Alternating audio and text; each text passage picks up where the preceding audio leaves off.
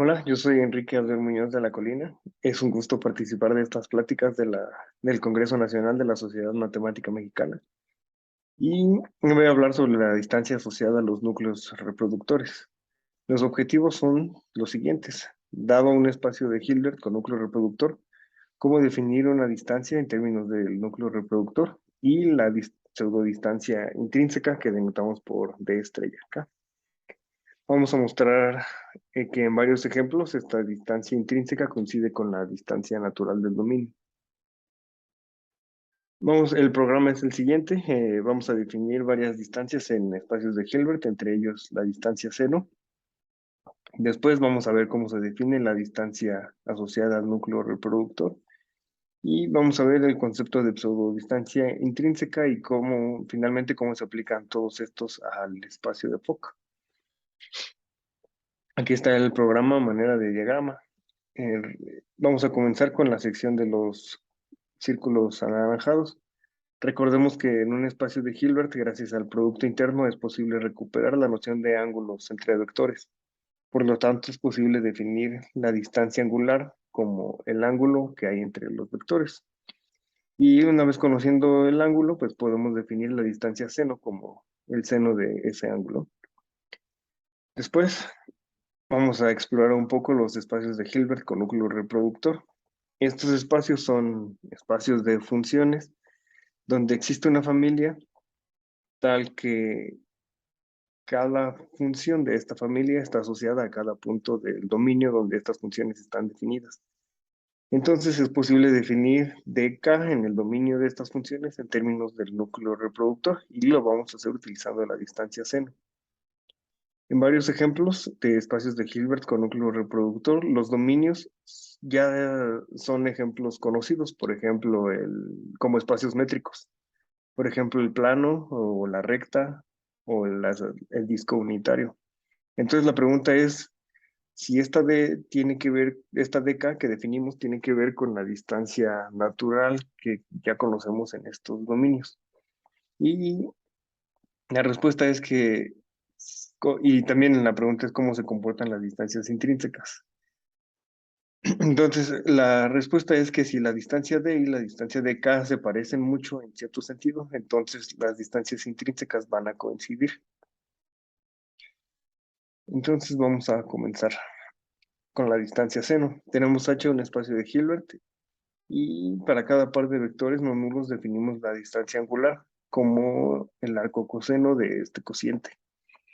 Notemos que se cumplen las condiciones reflexiva y simétrica, sin embargo, no podemos asegurar que cuando la distancia entre A y B sea cero, entonces A sea igual a B, porque en este cociente podríamos poner A como múltiplo de B y el cociente pues va a ser 1, el arco coseno va a ser cero y la distancia va a ser cero y A y B no necesariamente son iguales. Por lo tanto, esta D angular va a ser una pseudodistancia. La desigualdad del triángulo se obtiene del hecho de que el determinante de la matriz de Gram de tres vectores es siempre mayor o igual que cero. Ya definida la distancia angular, podemos definir la distancia seno entre dos vectores tomando el seno de la distancia angular. Después de hacer un poco de trigonometría, pues vemos que esa distancia seno se escribe como esta raíz y esta también va a ser una pseudodistancia. La idea intuitiva de que esto es una pseudodistancia es que los vectores son cercanos y solo sí son colineales. Una demostración de que esto es en efecto una distancia o pseudodistancia se puede encontrar en este libro, Peak Interpolation and Hilbert Function Spaces. Una de las propiedades que tiene esta distancia seno es que si conocemos el operador de proyección ortogonal sobre el espacio generado por cada elemento, entonces se puede escribir en términos o como la norma de la diferencia de estos operadores.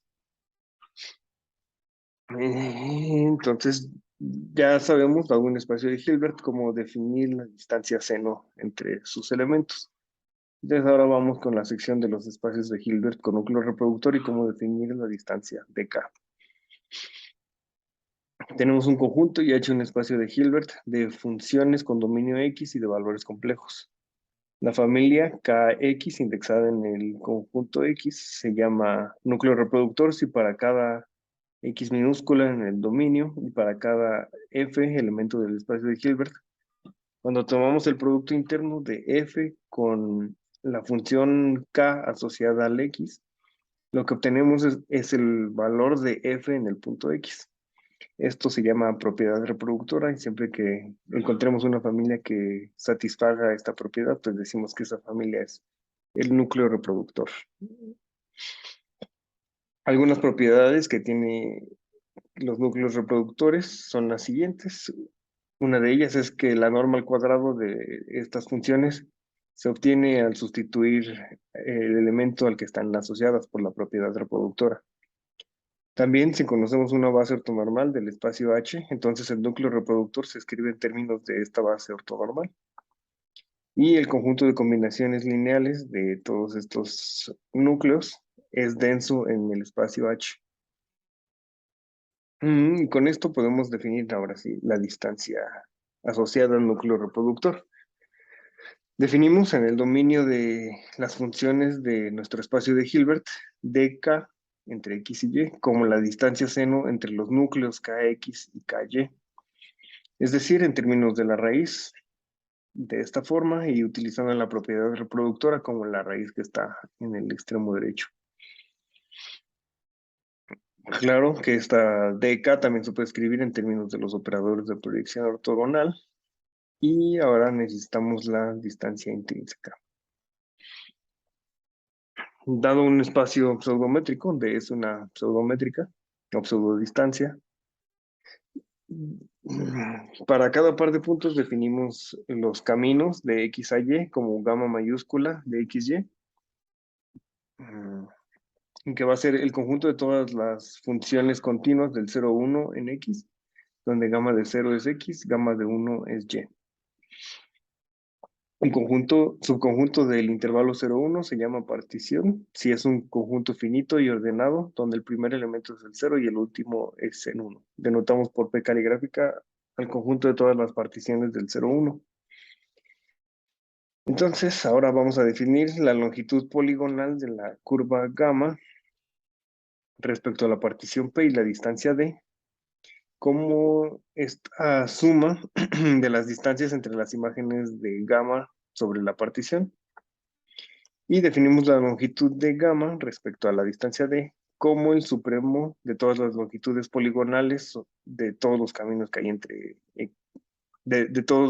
perdón, definimos la longitud de gamma como el supremo sobre todas las longitudes poligonales de la curva gamma. Este supremo se toma sobre las particiones.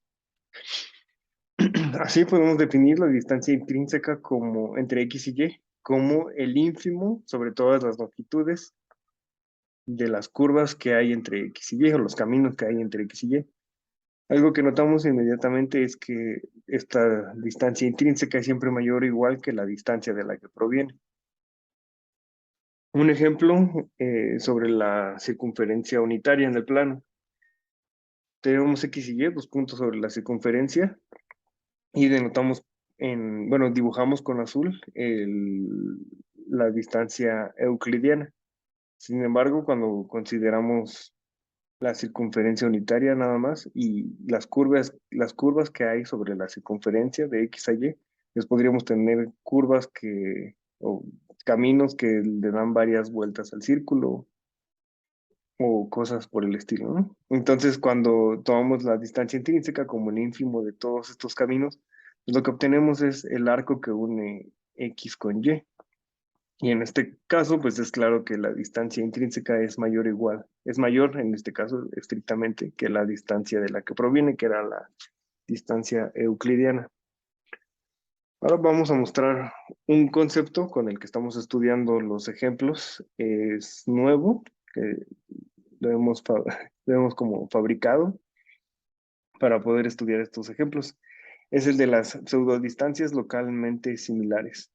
Dadas dos distancias, decimos que son localmente similares si existe una constante c positiva, tal que para cada x se cumplen las siguientes relaciones límites. A lo mejor como están escritas se ven un poco grotescas, pero eh, se pueden escribir quizá de un modo más claro en términos de cuantificadores. Algunas propiedades que tienen las pseudodistancias localmente similares, bueno, las vemos a continuación. Si dos distancias son localmente similares, entonces van a inducir la misma topología. Y si inducen la misma topología, entonces las funciones que son continuas respecto a una distancia también lo van a hacer respecto a la otra. Y un teorema que hemos logrado demostrar es que si las distancias son localmente similares, entonces las distancias intrínsecas van a ser múltiplos una de la otra, es decir, esencialmente son la misma distancia.